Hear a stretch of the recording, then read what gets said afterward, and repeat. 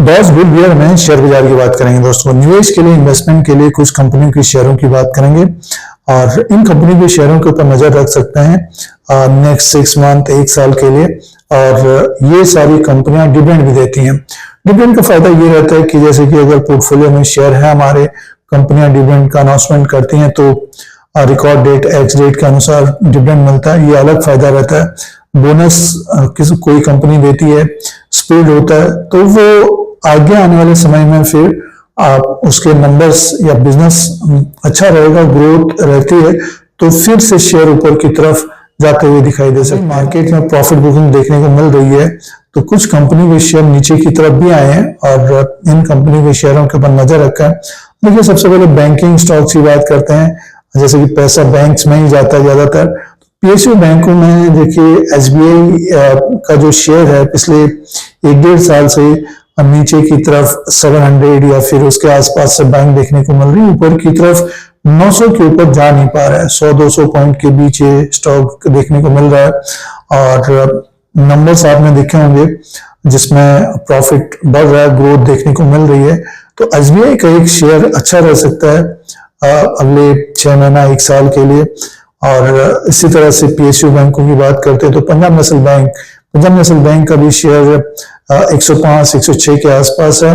इसमें भी आप आने वाले समय में तेजी की संभावना दिखती है और नतीजे देखते हैं तो ग्रोथ देखने को मिल रहा है, प्रॉफिट आ रहा है बैंक को। और इसी तरह से आप कैनरा बैंक है, यूनियन बैंक है, बैंक ऑफ बड़ौदा है, इनका बैंकों में वैल्यूएशन है अभी, और आगे आने वाले जो क्वार्टर्स के नंबर्स होंगे उसमें ग्रोथ रहेगी, तो इन कंपनी के शेयरों में तेजी देखने को मिल सकती है, इन पीएसयू बैंकों में तेजी देखने को मिल सकती है। और सारे बैंकों के शेयर तो नहीं ले सकते हैं, बट ये कि जिसमें कॉन्फिडेंट है, जिसके बारे में जानकारी है, जो जिस पीएसयू कंपनी के बारे में जानकारी है, उस पीएसयू बैंक को देखना चाहिए दोस्तों।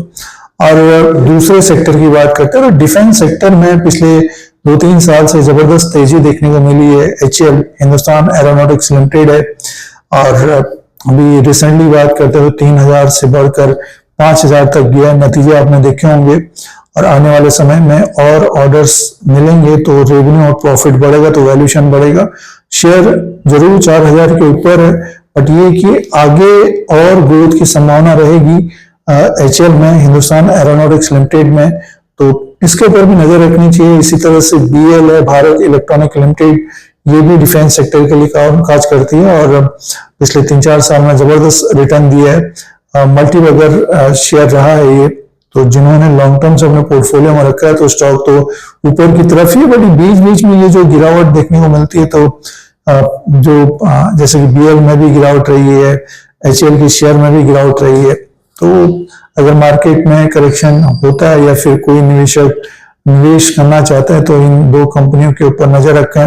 और इसी तरह से अगला जो सेक्टर रह सकता है, जैसे कि NBFCs हैं, हाउसिंग कंपनियां हैं, बजाज हाउसिंग फाइनेंस का जो नई लिस्ट हुई दोस्तों, बजाज हाउसिंग फाइनेंस जो कंपनी लिस्ट हुई है, अभी जो शेयर चल रहा है 100 से 120-125 के बीच ये कारोबार कर रहा है और अभी 110-113 में है। तो IPO आया था, इसका जबरदस्त रिस्पांस मिला था, स्टॉक ऊपर की तरफ से गिरा है, आगे ग्रोथ की संभावना रह सकती है। बजाज ग्रुप की कंपनी है, तो एक तेजी आ सकती है नेक्स्ट 1-2 साल में, या फिर आप 6 महीना या 1 साल में अच्छा रिटर्न मिल सकता है।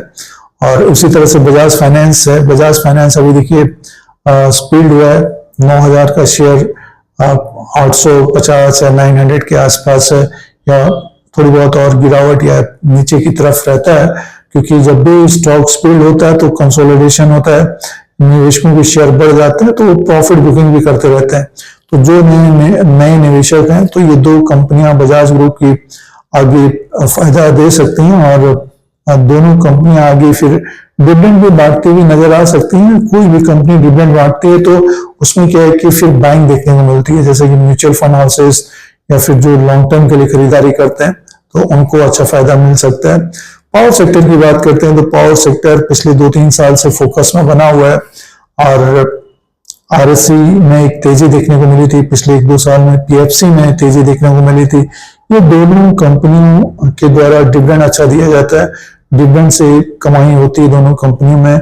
आप निवेशकों की अगर लॉन्ग टर्म के लिए आपने रखा है, और शेयरों में भी गिरावट रही है, तो दोनों कंपनियों के शेयर आगे आने वाले समय में अच्छा कर सकते हैं। और इसी तरह से पावर सेक्टर की बात करते हैं तो एनटीपीसी है और एनटीपीसी ग्रीन है, बट ये कि इनका बिजनेस बढ़ना चाहिए और वैल्यूएशन बढ़ेगा तो अपने आप शेयर ऊपर की तरफ जाते हुए दिखे जा सकते हैं। पावर सेक्टर एक तरह से आगे भी फोकस में रह सकता है। सुजलॉन है, सुजलॉन का शेयर आपने देखा है कि काफी अच्छा रिटर्न दिया है, प्रॉफिट आ रहा है कंपनी को। तो नेक्स्ट 2-3 साल में पावर सेक्टर में और तेजी की संभावना रह सकती है, जिस तरह से डिफेंस सेक्टर को देखा जा रहा है।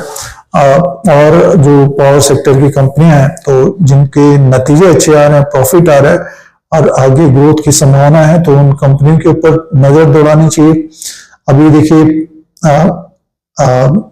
2025 में मार्च से पहले जो गिरावट थी, तो जो निवेशकों ने गिरावट में खरीदारी की अक्टूबर, नवंबर, दिसंबर, जनवरी, फरवरी में, उन निवेशकों को अच्छा प्रॉफिट बना होगा और अभी थोड़ी बहुत प्रॉफिट बुकिंग देखने को मिल रही है दोस्तों। इसी तरह से आईटी सेक्टर में एक तरह से जो गिरावट रही है पिछले 1-1.5 साल से, अब टीसीएस, इंफोसिस, विप्रो, ये सब बड़ी कंपनियां रही हैं और काफी अच्छा रिटर्न भी दिया है निवेशकों को। बट अब जो सिचुएशन बनी है तो उसके वजह से इन कंपनियों के शेयरों में गिरावट है और सिचुएशन कभी भी बदल सकती है। तो आईटी सेक्टर के शेयर जो आप अपने लो के आसपास ही कारोबार कर रहे हैं, इनमें भी तेजी की संभावना रह सकती है आगे आने वाले समय में। शॉर्ट टर्म में अभी देखा जा रहा है कि तेजी आ रही है तो गिरावट देखने को मिल रही है, जबकि कंपनियों को प्रॉफिट आ रहा है, डिविडेंड दे रही है। बट बहुत सारे इश्यूज जो बने हुए हैं, स्पेशली अमेरिका से जो खबरें आती हैं, या फिर एआई का जो इश्यू था, अभी एआई का जो हवा बना था, तो आगे भी ये सर्विस देने वाली कंपनियां, तो उसमें भी आगे रहेंगी ये कंपनियां, तो इन कंपनियों के ऊपर नजर दौड़ा सकते हैं। इस तरह से अलग अलग सेक्टर के शेयरों के ऊपर नजर रखनी चाहिए। कोल इंडिया की बात करते हैं तो कोल इंडिया का डिविडेंड का रिकॉर्ड काफी अच्छा है और डिविडेंड से ही कमाई हो जाती है साल भर में। शेयर में तेजी बनेगी तो उसका फायदा अलग देखने को मिलेगा। और जो नई लिस्टिंग हो रही है जिनमें वैल्यूएशन है, तो उन कंपनियों के शेयरों के ऊपर नजर दौड़ानी चाहिए। जैसे कि आज जेएसडब्ल्यू सीमेंट की लिस्टिंग हुई है और इसी तरह से ऑटो सेक्टर के शेयर हैं, तो ऑटो सेक्टर में महिंद्रा एंड महिंद्रा का शेयर है, जब भी गिरावट आ रही है उसमें बाइंग देखने को मिल रही है। टाटा मोटर्स में थोड़ा कंसर्न बना हुआ है, जिस तरह से गिरावट रही है अब की बार, बढ़ने में शेयर को टाइम लग रहा है अभी। तो टाटा ग्रुप के ज्यादातर जो शेयर्स हैं उनमें तेजी देखने को कम मिल रही है। टीसीएस जैसा शेयर अपने लो पे कारोबार कर रहा है, तो टाटा ग्रुप में थोड़ा कंसर्न बना हुआ है। और तो ये कुछ पॉइंट्स हैं निवेश के लिए, इन्वेस्टमेंट के लिए। और 15 अगस्त अभी देखिए आ रहा है, नेक्स्ट 15 अगस्त तक इन कंपनी के शेयरों में तेजी देखने को मिल सकती है। और जिस कंपनी में आपकी जानकारी है उस कंपनी के ऊपर नजर रखें और पार्ट में एक तरह से निवेश करना चाहिए हर सेक्टर के शेयरों में, क्योंकि कभी कोई सेक्टर बढ़ता है, कभी कोई दूसरा सेक्टर बढ़ता है, तो इस तरह से देखा जाता है। इस तरह से और सेक्टर्स भी देख सकते हैं और निवेश और इन्वेस्टमेंट करने पर आप फायदा मिलेगा। लाभांश का अलग फायदा रहता है, बोनस, शेयर्स पे, बट ये कि लॉन्ग टर्म के लिए देखना पड़ता है। अब कभी कभी 3 महीना 6 महीने में ही प्रॉफिट आ जाता है। इस तरह की जानकारी के लिए चैनल को सब्सक्राइब करें, लाइक करें, शेयर करें, कमेंट करें।